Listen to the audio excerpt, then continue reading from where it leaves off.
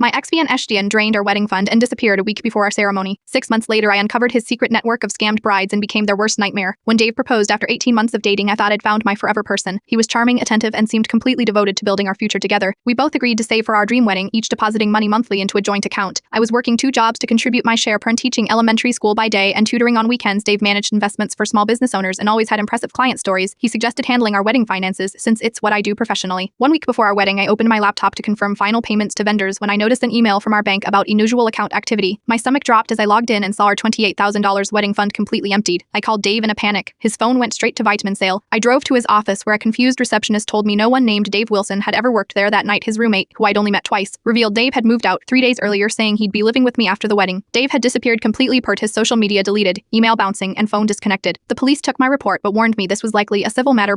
Essentially, I'd been conned by someone I chose to trust. They'd investigate, but I shouldn't expect results. I canceled our wedding alone, explaining through tears to family and friends that Dave had stolen everything. The humiliation was almost worse than the financial loss. 3 weeks later, scrolling through a wedding planning group on Facebook, I noticed a post that stopped my heart. Has anyone worked with investment manager Dave Wilson? He seems too good to be true. I immediately messaged the woman, Bert, who was 4 months into her engagement. Her Dave Wilson looked nothing like mine. Per different hair color, different name, Bertil, but her story was identical. Charming man, quick romance, joint wedding fund, professional investment background. Send me a voice recording of him, I requested.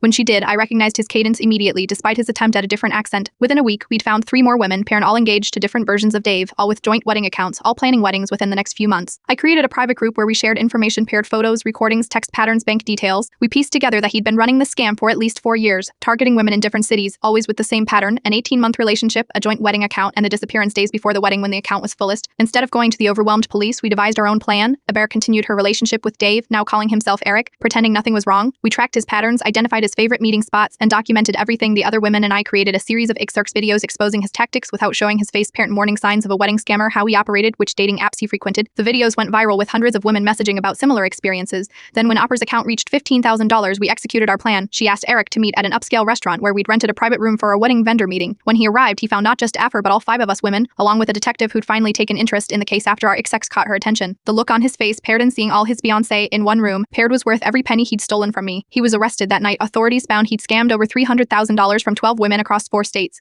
The detective told us they'd never seen victims build such an airtight case themselves. I never got my money back, but watching him face charges while wearing an orange jumpsuit instead of a tuxedo was a different kind of payoff. The 5 of us still meet monthly. Parent-to-sisterhood formed through shared betrayal. We've helped 3 other women identify potential scammers since then. Sometimes the wedding you plan isn't the one you needed after all. Instead of a husband, I got justice and lifelong friendships with women as strong and determined as I've become.